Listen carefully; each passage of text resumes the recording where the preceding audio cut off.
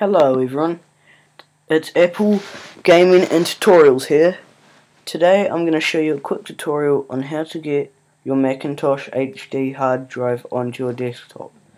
With newer versions of Mac, they won't come on. You'll need to manually install them, so today I'm going to show you how. First thing you want to do is go up to your Finder, go Preferences, and you should come in on this General.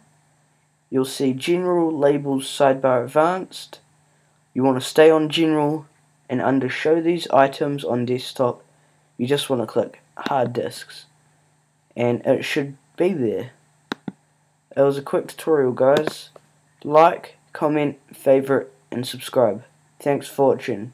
Hope you enjoyed.